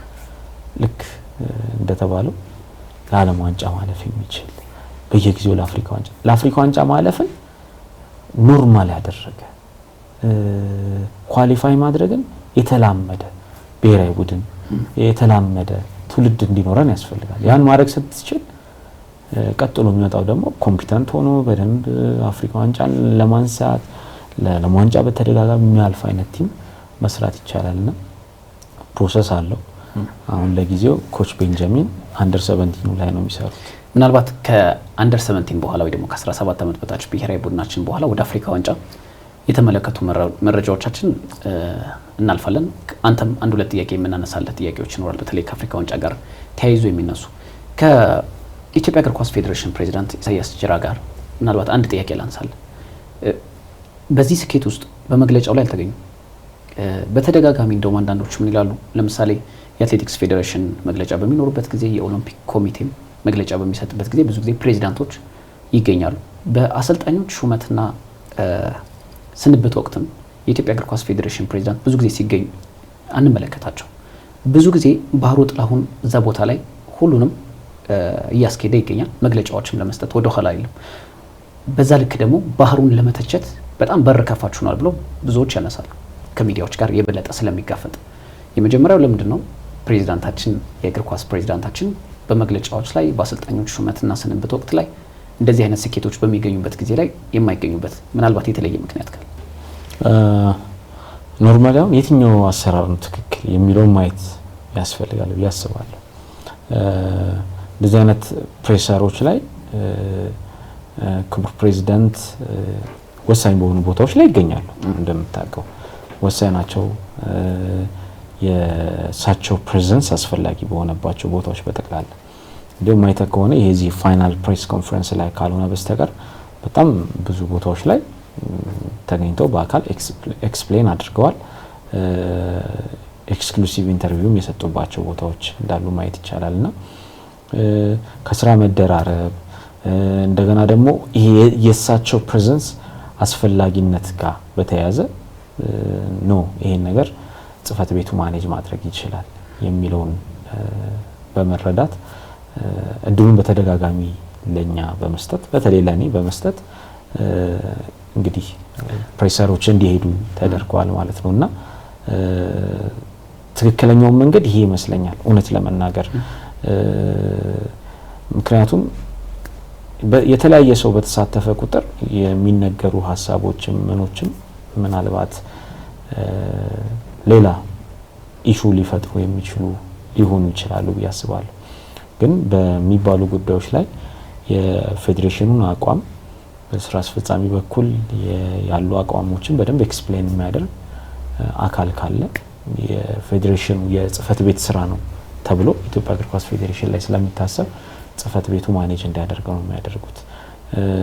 ለዚህም ደግሞ እኔም አቅልሜን በየጊዜው ያጎሉበትኩ እንዲሄድ በየጊዜው አንዳንድ የሚመጡ ጥያቄዎችን በፊት ከልጅነት አንፃር ነው ተመልሳቸው ወይም ከአመራር ምንድነው ልምድ ማነስ አንፃር የምትመልሳቸው ነገሮች አሁን በፕሮሰስ እየዳበሩ ምን መለስ መቻል አለብኝ የሚለውን እያወቅክ እንድትሄድ ያደርጋልና እንደውም በፕሮሰስ ውስጥ እንዳልፍ የሳቸው ሚና ከፍተኛ ነው በዚህ አጋጣሚ እንጂ ሁሌም እሳቸው ካጠገብ የሆኑ ወይም ከሳቸው ጎን ሆኜ እኔ መግለጫዎች ቢኖሩ በጣም ደስተኛ ሆናለሁ። ግን ትክክለኛው አሰራር የትኛው ነው የሚለውን ግን እንደው ለአንተ በጥያቄ መልክ አቅርቤ ባልፎ የተሻለ ነው። በጣም በጣም በጣም በጣም ትችት ከሚሰነዘርባቸው ሰዎች መካከል አንደኛው ባህሩ ነው። እውነት ለመናገር በብዙ ውጣ ውረዶችና ፈተናዎች ታልፋለህ በየጊዜው። የሆነ ሰሞን ላይ በተለይ ብሔራዊ ቡድናችን ውጤት በሚያጣበት ወቅት ከእግር ኳሳችን ይልቅ የባህሩ ስም የበለጠ ገኖ ይወጣል ሚዲያ ላይ። በርካቶች ለመተቸት ባህሩን ወደ ኋላ ይሉ። አሁን በቅርብ ጊዜያት በተለይ ከብሔራዊ ቡድናችን ከዋናው ብሔራዊ ቡድናችን ውጤት ማጣት በኋላ አንደር 17 ትልቅ ውጤት አስመዘገበ። ከ22 ዓመታት በኋላ ትልቅ የተባለ ውጤት በሞሮኮ በሚካሄደው የ2026 የአፍሪካ ዋንጫ የሚያሳትፈውን ትኬት ቆርጧል። ባህሩ እያሉ ሲተቹ የነበሩት ሰዎች አሁን ይታሉ ወይስ በውስጥ እርቅ ፈጽማቸዋል? እውነት ለመናገር ያው ፐርሰናል የሆኑ ትችቶች እንትን አይሉም አያሳድጉም ብዬ አስባለሁ። እኔ ተቋምን ነው የምመራው፣ የተሰጠኝም ኃላፊነት ተቋም መምራት ነው። የተለየ የራሴ የሆነ ቢዝነስ ወይም የተለየ እንትን የለኝም። ትችቶች መኖራቸው አንድን ተቋም ያሳድጋል፣ የተሻለ ደረጃ ያደርጋል። ኢትዮጵያ እግር ኳስ እዚህ ለመድረሱ በዚህ ደረጃ ለመስፋፋቱ የሚዲያው ሚና የማይካድ እንደውም በደንብ ፌቨር አድርጎታል የሚል እምነት አለ ሚዲያው እግር ኳሱን። በዛው ልክ ደግሞ አንዳንድ የሚነሱ ነገሮች ትንሽ መስመር ይስቱና ፐርሰናል ይሆናል። ያ ደግሞ ለእግር ኳሱም አይጠቅምም። ፐርሰናሊ ለእኔም እድገት አይጠቅምም። ፐርሰናሊ የሚሆኑ ሀሳቦች ማለት ነው። አሁን እንደዚህ የሚያነሱ አካላቶች እንግዲህ ወይ አሁን እያዩት ባለው ነገር ፕሮግረስ አለ፣ የተሻለ ነገር አለ እንደ ፌዴሬሽን ብለው አምኖ ነው ብዬ ነው ማስበው። ካልሆነም ደግሞ ወይ ደግሞ ጊዜ እየተጠበቀ ነው ብዬ ልወስደው እችላለሁ እንጂ እውነት ነው እንዳልከው ነው። መልካም ነገሮች አሉ። ያው ጊዜ ይሰጣል። እንደዚህ አይነት ነገሮች ባሉ ቁጥር ፎከስ አድርገህ ስራ ላይ እንድትሰራ ያደርጋል። አንዳንዴ ግን ትችቱ ምንም ወቀሷም ሲበዛብህ ለዛ መልስ ስትዘጋጅ ሌላ መስራት ያለብህ ስትራቴጂክ የሆነ ስራ እንድታልፍ ይሆናል። በእርግጥ አንዳንዶች ጋር ቁጭ ብዬ ያወራሁባቸው አሉ። ቁጭ ብለን የተነጋገርኩባቸው የተሳሳቱ መረጃዎች ያሏቸው አካላቶች ከነሱ ጋር በደንብ ሀሳቦችን አንስተን የተወያየንበትና ምናልባትም ኢን ዘ ፊውቸር በደንብ ሚዲያ ላይ ዲቤት አድርገን ሀሳቦችን እነሱም እንደ ተቋም ያነሱበት የነበረው ጉዳይ ምን እንደነበረ የቱጋኑ ጋፑ የሚለው በደንብ የሚያዩበት ነው። ፐርሰናሊ ግን ያገኘዋቸውን ቁጭ ብለን አውርተን መፍትሄ የሰጠናቸው አካላቶች አሉ።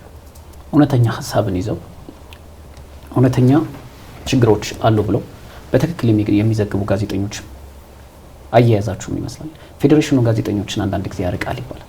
ከመግለጫዎች ውጭ እውነተኛ መረጃን ይዘው ከሚሰሩ ጋዜጠኞች ጋር በሚጠበቀው ልክ ወይ በሚገባው ልክ ድጋፍ የእግር ኳስ ፌዴሬሽኑ አያደርግም ብለው የሚያነሱ ማለት ነው። ምናልባት ከትችቶች ወይ ከግለሰባዊ ከሆኑ ትችቶች በዘለለ እግር ኳሱ ላይ ጠቅሞ የሚችሉ ወይ ደግሞ ፌዴሬሽኑ ማዘመን ያለበት ወይ ራሱን ማስተካከል ያለበት ሀሳቦችን የሚሰጡ በርካታ ጋዜጠኞች አሉ። እነሱንስ ከመደገፍ አንፃር ምን እንደምትሰሩት?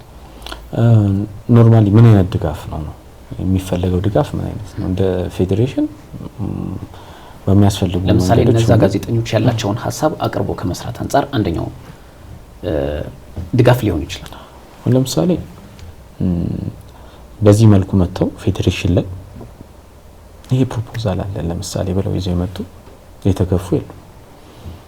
ለምሳሌ ከአንድ 2 3 4 መጽሐፍ ያሳተምንላቸው አሉ ከኛ ጋር ባላቸው አክቹአሊ ያላቸው መልካም የሆነ እግር ኳሱ ላይ የኔ ኢንፑት አስፈላጊ ነው ብለው የሚያስቡትን ነገር ይዘው ሲመጡ you are welcome ብለን አብረን የሰራናቸው እንደዚህም ደግሞ እኛ ማገዝ ማንችለው ከሆነ ደግሞ ሌሎች አማራጮችን የሚያሳየንባቸው አካላቶች አሉ። አንዳንዴ ከሚዲያው ጋር በጣም አታች ደስተውን የሆነ ፍረጃ ይመጣል። እነሱ እኮ እንደዚህ ስለሆኑ ነው የሚሉ ፍረጃዎች አሉና ያንንም ነፃነት ከመስጠት ጋር በተያያዘ ለጋዜጠኛው የተለየ በጣም አታችድ የምንሆንበት መንገድ የለም። ፕሮፌሽናል የሆነ ዲስታንስ ጠብቀን ነው ስራዎች የሚሰሩት። አይዲያ አለኝ በዚህ መልኩ የኢትዮጵያ እግር ኳስ ከፍ ሊያደርግ ይችላል ብለው የሚመጡ የሚዲያ አካላት ለምሳሌ ታሪክን ሰንዶ ከማስቀመጥ አንፃር ብዙ እኮ ሰፊ ጋፕ አለው። የኢትዮጵያ እግር ኳስ ታሪክን ሰንዶ ከማስቀመጥ አንፃር ለቀጣዩ ትውልድ ከማቅረብ አንፃር ሰፊ የሆኑ ሉፖሎች አሉ። እነዛን ለመድፈን ይሄ ያለኝ ብሎ የሚመጣ አካል በየትኛውም መልኩ እንደ ኢትዮጵያ እግር ኳስ ፌዴሬሽን ተቀብለን አብረን በጋራ ነው የምንሰራው። ይሄንን በዚህ መልኩ ስሩት። ግን ይሄን በመስራትህ ፌዴሬሽኑ ላይ የምታነሳው ሂስ ካለ የምታነሳው ሀሳብ ካለ ዝም የምትልበት ምክንያት ግን የለም። ሀሳብን መቀጠል ትችላለህ የሚለውን ነገር እያነሳን እየሰራን ነው። እንግዲህ ሲሪየስ የሆኑ ጥያቄዎችን እያወራን እንገኛለን። ትንሽ ወደ መዝናኛው ልብሰደና ምናልባት ባህሩ እግር ኳስ በጣም እንደምትወድ አውቃለሁ። ህልምህም እግር ኳስ ተጫዋች መሆን እንደነበር ከዚህ በፊት በነበረን የስፖርት ካስት ላይ እንግዳችን በነበርክበት ወቅት ያነሳበት አጋጣሚ ነበር። እንደው ከባህሩ ከውጭ ሀገር እግር ኳስ የማን ክለብ ደጋፊ? አሁን ዳይ ሃርድ ደጋፊ አይደለሁም እውነት ለመናገር። በፊት እከታተል ነበር ምናምን። አሁን ብዙም ተጫወተም አልተጫወተም ወይም ደግሞ ውጤት መጣ አልመጣም ብዙም አይደንቀኝ። የአርሰናል ደጋፊ ነኝ እንግሊዝ ፕሪሚየር ሊግ። እንግዲህ ኦፊሻሊ አቶ ባህሩ ጥላሁን የኢትዮጵያ እግር ኳስ ፌዴሬሽን ዋና ስራ አስፈጻሚ የአርሰናል ደጋፊ መሆናቸው ምናልባት ለመጀመሪያ ጊዜ ይመስለኛል ይፋ ያደረከው። ምናልባት የአርሰናል ደጋፊዎች የሚሰጡ የራሳቸው አስተያየት ይኖራል ብዬ ተስፋ አድርጋለሁ። ወደ አፍሪካ ዋንጫ የተመለከቱ ጉዳዮችን እንደፍና ባሳለፍነው ሳምንት መግለጫ በኢትዮጵያ እግር ኳስ ፌዴሬሽን ጽህፈት ቤት በሰጣችሁበት ወቅት ወይም በሰጣህበት ወቅት ለአፍሪካ ዋንጫ ለማዘጋጀት ኢትዮጵያ እንግዲህ በብዙ ሂደቶች ላይ ትገኛለች። አፍሪካ ዋንጫን ለማዘጋጀት ያስችላሉ የተባሉ የወረቀት ስራዎች ተጠናቀው እንደተላኩ ሰምተናልና ምናልባት አጠቃላይ ጉዳዮቹ በአፍሪካ ዋንጫ ጉዳይ ላይ ምን ይመስላል? አመሰግናለሁ። እንደሚታወቀው እንግዲህ ክቡር ጠቅላይ ሚኒስትር የ2029 አፍሪካ ዋንጫን የማዘጋጀት ፍላጎት በይፋ ከገለጹበት ጊዜ ጀምሮ እንደ ኢትዮጵያ እግር ኳስ ፌዴሬሽን ከኢፌዴሪ ባህልና ስፖርት ሚኒስቴር ጋር በጋራ ሆነን የተለያዩ ስራዎችን እየሰራን ነው የምንገኘው። ከነዛ ስራዎች መካከል የቢድ ዶክመንት ማዘጋጀት ነው። ምክንያቱም አንድን ውድድር ማሸነፍ የምትችለው በደንብ የተዘጋጀ የማሸነፊያ ሰነድ ቢድ ዶክመንት አዘጋጅተ ስትቀርብ ነው። እንግዲህ ቢድ ዶክመንት ላይክ የጨረታ ሰነድ እንደማለት ነው። ግን ያንን በአግባቡ ኢትዮጵያን የሚገልጽ ሰነድ መዘጋጀት መቻል አለበት። በዚህ ረገድ የኢፌዴሪ ባህልና ስፖርት ሚኒስቴር አንድ ቲም እንዲዋቀር ከኢትዮጵያ እግር ኳስ ፌዴሬሽን ጋር በማድረግ ያ ቲም የራሱን ስራ በተለያዩ ቦታዎች ሲሰራ ቆይቷል። ዶክተር ዋቅጂራ ከኢፌዴሪ ባህልና ስፖርት ሚኒስቴር፣ እነ ዶክተር ተስፋ፣ ዶክተር አበራ ከወጣቶች አካዳሚ እና ዶክተር አመንሲሳ አሁን የኢትዮጵያ አትሌቲክስ ፌዴሬሽን ዋና ጸሐፊ፣ አቶ መክዩን ጨምሮ እና አቶ ካሳሁን እኔም ያለሁበት አቶ ኢሳያስ ጅራ እና አቶ መክዩ በበላይነት የሚከታተሉት ቲም ተዋቅሮ በተለያዩ ቦታዎች ላይ ሄደን ክፍልን ጨምሮ ከፕሪሚየር ሊግ እንዳረሰው ደግሞ ይሄ ዶክመንት እንዲዘጋጅ የማድረግ ስራዎች ተሰርተዋል። ኦልሬዲ አሁን ተሰርቷል። በነገራችን ላይ ቲሙን በጣም እኔ አፕሪሼት ማድረግ ይፈልጋል። እኔም ራሱ ብዙ ነገሮችን ማግኘት የቻልኩበት ቲም ወርክ እንዴት እንደሆነ ማየት የቻልኩበት፣ አንዳንዴ ቻሌንጆች ቢኖሩም ያንን ቻሌንጅ እንዴት ማኔጅ የሚያደርጉበት መንገድ በጣም የሚገርም ነውና ላመሰግናቸው እወዳለሁ። በዛ ደረጃ ቲም ተዋቅሮ ስራዎች ሲሰሩ ቆይተዋል ማለት ነው። እንደሚታወቀው ደግሞ ካፍ አሳወቀንና የኢትዮጵያ እግር ኳስ ፌዴሬሽን ፍላጎቱን መግለጽ መቻል አለበት። ዝም ብለን ፍላጎት አልገለጽንም። የመንግስት አቋም ምንድነው በዚህ ጉዳይ ላይ የሚለውን በደንብ ማየት ነበረብንና ከዚህ አንፃር እንደ ኢትዮጵያ እግር ኳስ ፌዴሬሽን ወደ ባህልና ስፖርት ሚኒስቴር ከክቡር ፕሬዚዳንት ጋር ሄደን ካፍ የነዚህ ዓመተ ምህረቶችን የቢድ ላይ ኢንተረስታችን እንድንገልጽ ጥያቄ አቅርቧል። 2029 አንዱ ነው፣ ከዛ 2031 አንዱ ነው፣ ከዛ ደግሞ 2033 እንደዚህ የ3 እና 4 እንደዚህ አካባቢ ነው የጠየቀውና ዝም ብለህ 2029ም 2031 ምናምን ብለህ መላክ አትችልም። ይሄ የመንግስትም ኢንትረስት ጉዳይም ስለሆነ ስለዚህ ከባህልና ስፖርት ጋር ተነጋገር 2029ን አፕላይ አድርገን የሚፈለገውን በወቅቱ የጠየቀንን ዶክመንቶች አያይዘን ልከናል። ከዛ በኋላ ግን የሚቀር ነገር አለ። የቢድ ዶክመንት አሁን ቅድም ያልኩ ቢድ ዶክመንቱ ይጠናቀቅ እንጂ ካፍ ደግሞ የሚያስቀምጠው ጊዜ ገደብ አለ። በዚህ ጊዜ አስገቡ የሚልበት በደንብ ኢትዮጵያን ሊገልጽ የሚችል የተለያዩ ቢድ ዶክመንቶችን ጉግል አድርገን ማየት ይችላል። ለምሳሌ እነ ሳውዲ አረቢያ ያዘጋጁበት የቢድ ዶክመንት፣ የዓለም ዋንጫን ያሸነፉበት፣ ሌሎችም እነ አሜሪካም፣ ሜክሲኮም፣ ካናዳም የሰሩት ዶክመንት ኦንላይን ላይ ታገኘዋለህና በዛ ደረጃ ጥራቱን የጠበቀ መሰራት መቻል አለበት በሚል እንደ ኢትዮጵያ እግር ኳስ ፌዴሬሽን እንደ ኢፌዴሪ ባህልና ስፖርት ሚኒስቴር አዘጋጅተናል። በኋላ ላይ ስታወራ ምናልባት ባህሩ እዛ አካባቢ አንድ መረጃ አግኝቼ ነበር። ወደ ካፍ የተላከው ዶክመንት ምናልባት አብዛኛው ዶክመንት አልተላከም። ሙሉ በሙሉ የወረቀት ስራዎች የባህሩ አጠቃላይ ጽሁፉን ያዘጋጀው ባህሩ ነው አይደለም። እንደውም የባህሩ ድርሻ በጣም አነስተኛ እዚህ ላይ በጣም ቅድም ሳነሳለ የነበረው የኢፌዴሪ ባህልና ስፖርት ሚኒስቴር ያዋቀረው ቲም በጣም በሰፊው ሰርቶታል። በጣም በሰፊው የሰራበት ነውና የኔ ድርሻ እንደውም በጣም አነስተኛ ነው በዚህ ረገድና ብቻ ግን አሁን የእንትን የቀጣይ ዶክመንት የመላክ ስራዎች ቀጥሎ የሚመጡ ናቸው። እውነት ለመናገር ደግሞ ኢቨን አሁን ራሱ እየሰጠው ያለውት በዚህ በአፍኮን ቢድ ዙሪያ ህጋዊ ላይሆን ይችላል። ምክንያቱም በኢፌዴሪ ባህልና ስፖርት ሚኒስቴር በኩል አንድ ይፋዊ ጋዜጣዊ መግለጫ ለወደፊቱ የሚዘጋጀውና ኢን ዲቴል በደንብ እዛ ላይ መጠየቅ የምትችላቸውን ጥያቄዎች ማንሳት ትችላል። በ46ኛው የካፍ ጠቅላላ ጉባኤ ላይ አዲስ አበባ በተደረገው ላይ ዶክተር ፓትሪስ ሞትሴፔ የካፍ ፕሬዚዳንት ከጠቅላይ ሚኒስትር ዶክተር አብይ አህመድ ጋር ጥሩ ግንኙነት እንዳላቸው ኢትዮጵያም ይህንን እድል የማግኘት ትልቅ እድል እንዳላት የማዘጋጀቱም አቅም አላት ሲሉ ተናግረው ነበርና ምናልባት በጠቅላይ ሚኒስትር ዶክተር አብይ አህመድና በፓትሪስ ሞትሴፔ ያለው ጥሩ ግንኙነት ይህንን መድረክ እንድናዘጋጅ ትልቅ በር ከፋች ወይ ደግሞ ሊያግዝ ይችላል? በጣም ያግዛል። ለምን መሰለ እያንዳንዱ በኋላ ላይ የሚመጡ ፎርማል የሆኑ ውሳኔዎች ከኢንፎርማል ግንኙነቶች የሚጀምሩ ናቸው። አሁን ፎርማል ስለ በወረቀት በምናምን ስራው እንዳለ ሆኖ ይሄ ባክ ኤንድ ፎርዝ የምትልካቸው ነገሮች እንዳሉ ሆኖ ሎቢ የማድረግ ስራዎች ያስፈልጋሉ። ሎቢ የምታደርገው አንድም በርዕሰ ብሔር በጠቅላይ ሚኒስትር ደረጃ ባሉ ማንኛውም ኦፖርቹኒቲዎች እድሎችን መጠቀም ያስፈልጋል። ስለዚህ እሳቸው ደግሞ ከዶክተር ፓትሪስ ሞትሴፔ ጋር ዶክተር አብይ ጥሩ ግንኙነት አላቸው። ኢቨን የሳውዝ አፍሪካን ፕሬዚዳንት ጨምሮ ማለት ነው።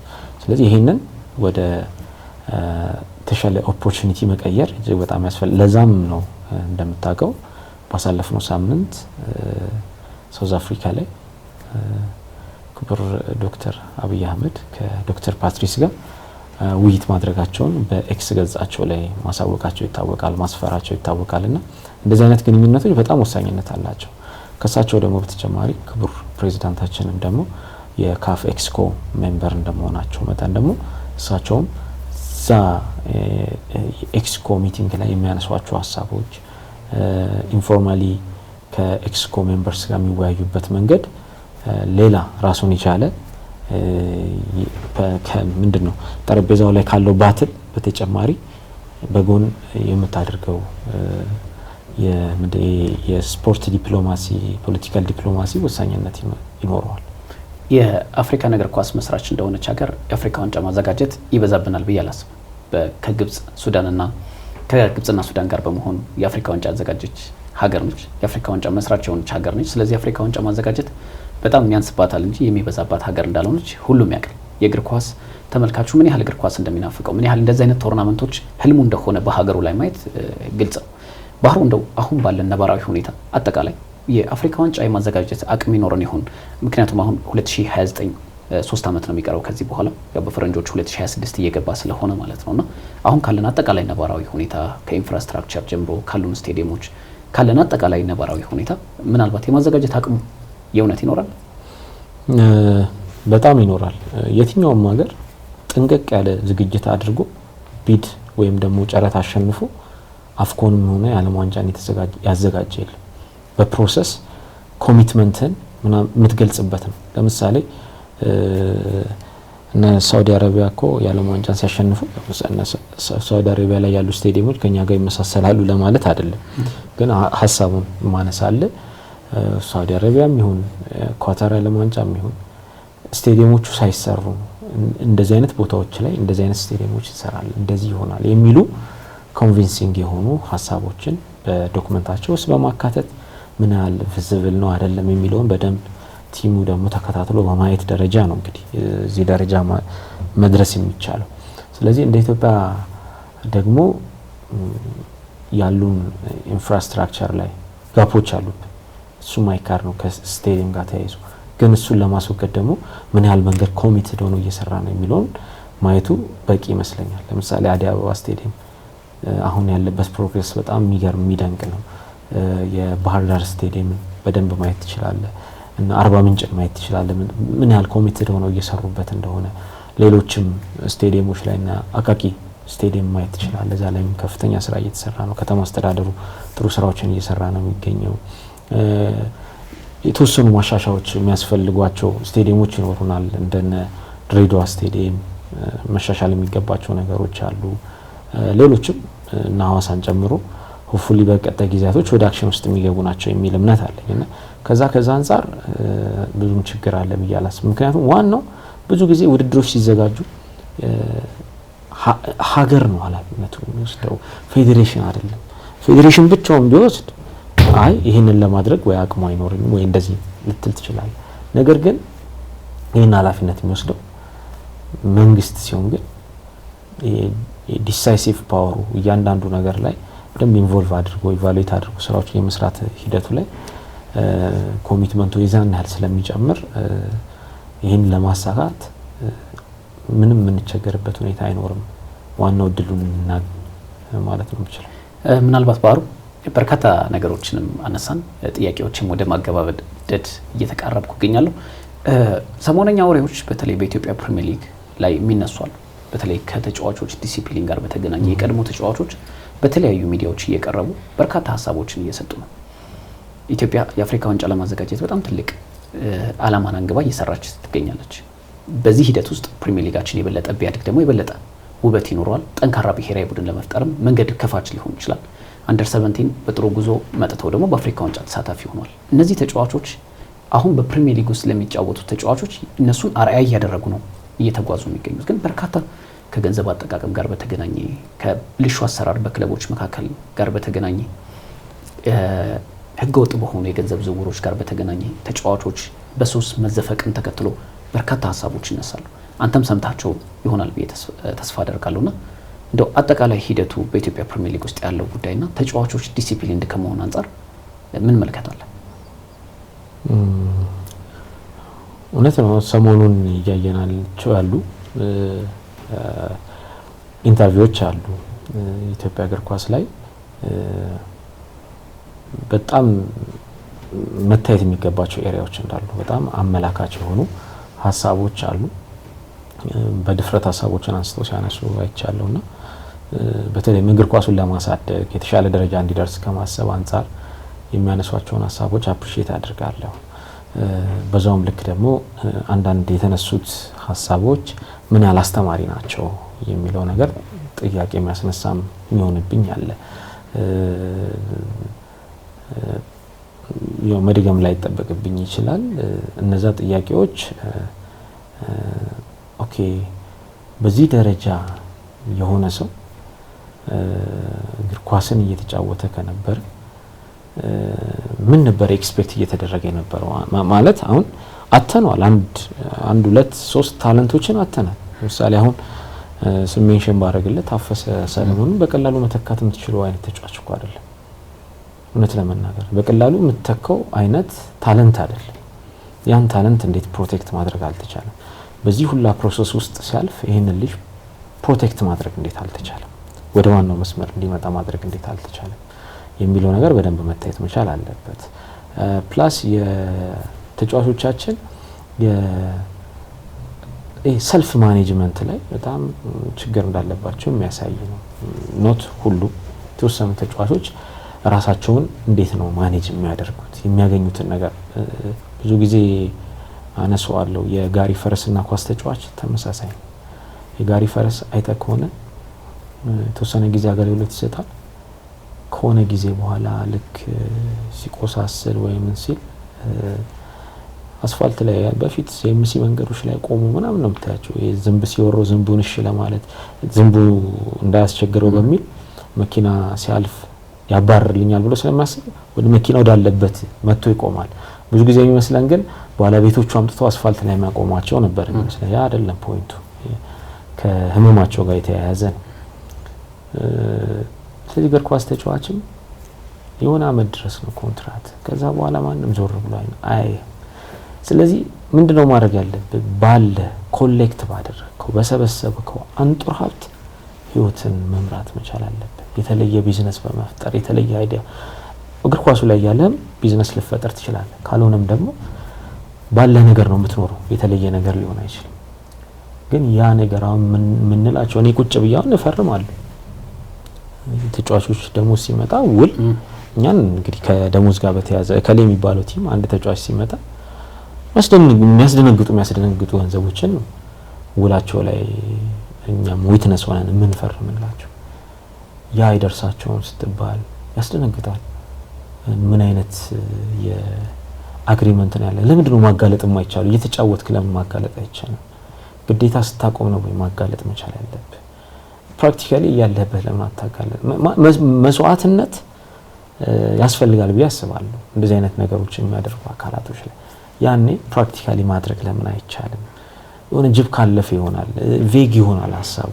አሁን ማንን መያዝ እንዳለብህም አታውቁም። አሁን የሚነሱ ሀሳቦች ላይ ለኢትዮጵያ እግር ኳስ በሚጠቅም መልኩ ሀሳቦችን እያነሱ ነው ወይንስ ዝም ብሎ አየር ላይ የሚቀል ሀሳብ ነው የሚነሳው የሚለው ነገር ትንሽ አጠያያቂ ነው። ማለት ለምን ደፍር ያላነሳው ሚስተር ኤክስ ሚስተር ዋይ የሚባሉት እንደዚህ አድርገዋል ብዬ ለምንድን ነው ማላነሳው? በዚህ ደረጃ ሆኖ በደንብ ራሳቸውን ክለቦች እንደው ማኔጅመንታቸውን እንደው ማድረግ መቻል ያስፈልጋል። አንዳንዴ የምናነሳቸው ሀሳቦች ለኢትዮጵያ እግር ኳስ የሆነ መጥፎ ኢሜጅን ስለው እንዳያልፉ ሰጋለሁ። ምክንያቱም ክለብን በአግባቡ ማኔጅ ያደረጉ ያሉ የክለብ ማኔጅመንቶች እንዳሉ ማቃለሁ። ያላቸውን የሚያገኙትን ገንዘብ ቫልዩ ፎር መኒ ብለው በአግባቡ ማኔጅ የሚያደርጉ ቲሞች አሉ። በዛው ልክ ደግሞ ዝርክር ካሰራር ያለባቸው በክለብ ደረጃ መቀጠል የሌለባቸው ደግሞ ቲሞች አሉ። እነዚህ በደንብ ልታሳይ የምትችለው ፕራክቲካሊ የሚጫወተው ልጅ ነው ሊገልጽ የሚችለው። ስለዚህ እንደዚህ አይነት መስዋዕትነቶች ያስፈልጋሉ። የሆነ ጊዜ ላይ ግን ጠብቀ የምታነሳው ከሆነ አሁን አንዳንድ ታሪኮች ሲሰማቸው በወቅቱ ወይ ስር የሚያስፈልገው በወቅቱ ሊጠየቅ የሚገባ ሰው ከሆነ አመት በኋላ ስትጠቅሰው ልክ ላይሆን ይችላል።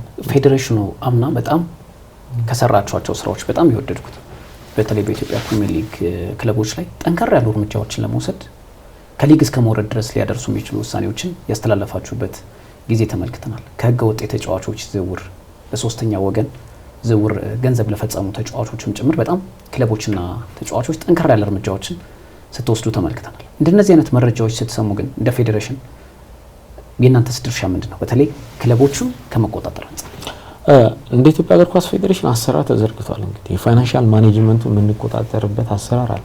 በዛ ሂደት አትሊስት ያላበቃላቸው በህይወት ያሉ ታሪኮችን ለማትረፍ እየሞከርን ነው ያለው። የበቃላቸው ጉዳዮች ላይ ግን ምንም ልታረግ አትችልም። በኢንቨስቲጌት አድርገህ ወይ እንትን የምትለው ነገር የለም ወይ ሙሉ መረጃ አይሰጥም። በሆነ ጉዳይ ላይ የሆነ ስቴፕ ድረስ ነው ሀሳቦች የሚነሱትና በዚህ አጋጣሚ እነዚህ ሀሳብ የሚያነሱት ሰዎች አደንቅላቸዋለሁ። ድፍረታቸው ከዚህም በላይ ቢሆን ግን ጥሩ ነው። በደንብ መገለጽ ካለበት በአግባቡ መገለጽ መቻል አለበት። እኔ ከከሌ የሚባል አሰልጣኝ ገንዘብ ጠይቆኝ ለሱ እንደዚህ ብዬ ሰጥቻለሁ። የኢትዮጵያ እግር ኳስ ግን ተብሎ በየጊዜው ሀሳቦች ሲነሱ ብላክ ሜሊንጉ ትንሽ ዘርፈ ብዙ ይሆንና መንግስትም ከሆነ ጋር እኔ እግር ኳሱ እንደዚህ ከሆነ የምሰጠውንም ድጎማ አቆማለሁ የሚልበት ጊዜ ሊመጣ ይችላል። ስለዚህ በአግባቡ መጠየቅ ያለበት ሀገር ለመጠየቅ በደንብ ኤክስፕሌን መደረግ መቻል አለባቸው። አሁን የሰምና ወርቅ እየሆነብን ነው። የሚነገሩ ሀሳቦች በደንብ መገለጽ መቻል አለባቸው። ትውልድን ለማዳን ትውልድን ለማትረፍ ከሆነ ወይም ደግሞ ሌባ ነው ብሎ ለማጋለጥ ከሆነ ሌባነቱ በደንብ ሊነገር ይገባል የሚል እምነት አለኝና በዛ ደረጃ ኤክስፕሌን ቢደረጉ ከዚህ በኋላ የሚመጡ አካላቶች በዚህ ደረጃ ቢሆን የተሻለ ነው። ያለበለዚያ ዝም ብሎ ግልጽ ባልሆነ መንገድ ሀሳቦችን ታነሳለ መፍትሄ ሳታገኝለት ትቀጥላል ላይፍ ይቀጥላል ማለት ነው። እንተናኮ በዚህ ጊዜ እንደዚህ ብሎ ነበር የሚባል አይነት ሀሳብ ሊመጣ ይችላልና በደንብ እኛ ለማገዝ በደንብ ኢንቨስቲጌት ለማድረግ እንደዚህ አይነት ስውር እጆችን ለማጋለጥ ዝግጁ ነን። ላግዙንም ይገባል በዚህ ደረጃ ብዬ አስባለሁ። እንዴት በእግር ኳስ ፌዴሬሽን በጣም አመሰግናለሁ አቶ ባህሩ ጥላሁን የኢትዮጵያ እግር ኳስ ፌዴሬሽን ዋና ስራ አስፈጻሚ። እንደው ቢነሳ ወይ ደግሞ መነሳት ነበረበት ይሄ ጉዳይ ሳልናገረው ባልፍ የሚሉት ካለ አጠቃላይ መጨረሻ ላይ ምናልባት በአክብሮት ጠራው መሰለኝ። የእግር ኳስ ሰው ብዙ ጊዜ አንተ እየተባባልን ነው የምንጠራውና ምናልባት መነሳት የነበረበት ጉዳይ ካለ ወይ ደግሞ ይሄ ቢነሳ ጥሩ ነበር የምትለው ካለ እንዲሁም መልእክትን ማስተላለፍ የምትፈልገው ነገር ካለ እድሉን ልስጥ። አመሰግናለሁ። እንግዲህ የኢትዮጵያ ከ17 አመት በታች ብሔራዊ ቡድን ከ22 አመት በኋላ በማለፉ ምክንያት ነው እዚህ ፕሮግራም ላይ የተገኘሁትና ስኬት ሲኖር ደስ ይላል። ግን አሁንም ቀደም እንዳልኩት መታበይም አንፈልግም። የመጨረሻ ስኬት ጥግ ሆኖም አይደለም እንደዚህ ደረጃ መተና ሀሳቦች እንድናነሳ የሆነው። ግን ቢያንስ የሆነች ነገር ስትገኝ ለነገ ታበረታለች፣ ነገ የተሻለ ነገር ይዛ ለመምጣት ያስፈልጋልና በዚህ አጋጣሚ ማንሳት የምፈልገው እያንዳንዱ ክለብ፣ እያንዳንዱ የፌዴሬሽን አመራር፣ የስፖርት ኮሚሽን ኮሚሽነር ነገ በአካባቢው ያለው ነዋሪ ሊጠይቀው ነው። እኛስ ከኛ ልጅ የለም እንዴ ብሎ ሊጠይቀው ነው። ስለዚህ የጉዞ 2029 ስራ ወይም ሮድ ቱ 2029 አካል ለመሆን ጊዜው አሁን ነው። እያንዳንዱ ቦታዎች ላይ ማዕከላቶችን ሜንሽን አድርገናል። በእነዚህ ማዕከላት ላይ ውድድር ማካሄድ መቻል አለበት፣ የዚህ አካል መሆን መቻል አለበት እና ሁሉም ሪፕሬዘንቴሽን እንዲኖረው የማድረግ ስራ መሰራት መቻል አለበት። ሁሉም ከልቡ ሊያግዘን ሊሰራ ይገባል የሚል እምነት አለን። እኛ የተወሰነ ርቀት ሄደናል፣ እነሱ ደግሞ አቅሙ አላቸው፣ በደንብ ማስፋት ይችላሉ። ይሄንን ነገር ካሰፉት ከ130 ሚሊዮን ህዝብ ውስጥ በየአመቱ የሚያልፍ ታዳጊ ይኖራናል። ያንን ፕሮሰስ ጠብቆ ደግሞ ወደ ላይ የሚመጣ ሲኒየር ቲሙ ላይ ኢትዮጵያን ወክሎ መጫወት የሚችል ሁሌም የሚያኮሩ ታዳጊዎችን መፍጠር እንችላለንና ከዚህ አንፃር የበኩላቸውን አስተዋጽኦ እንዲወጡ አደራ ላለው። ከዛ በተጨማሪ ግን ከ17 አመት በታች ውድድር ስኬታማ እንዲሆን ከማድረግ ጋር ተያይዞ የድሬዳዋ ከተማ አስተዳደር፣ የአዲስ አበባ ከተማ አስተዳደር በውስጡ ያሉ የወጣትና ስፖርት ቢሮ አመራሮች፣ የፖሊስ ኮሚሽን፣ የፌዴራል ፖሊስ ኮሚሽን አጠቃላይ በዚህ ሂደት ውስጥ ያለፉ የሆቴል ኤንድ ቱሪዝም ሙያ ላይ ያሉ ሆቴሎች ሁሉንም በተለይም ደግሞ ሚዲያውን ማመስገን እፈልጋለሁ። በዚህ ረገድ ልጆቹን ፕሮቴክት ያደርጉበት የነበረው መንገድ በጣም ትልቅ ነውና የሚዲያ አካላቶችንም አመሰግናለሁ። እንግዲህ ደጋፊውም ስቴዲየም ድረስ መጥቶ እያበረታታ ተሸንፎ እንኳን አይዟችሁ ነገ አሸንፋችሁ ታልፋላችሁ የሚልን መንፈስ መፍጠር ተችሏልና ከዚህ አንፃር ሁሉንም ማመስገን እፈልጋለሁ። እግዚአብሔር ያክብርልኝ።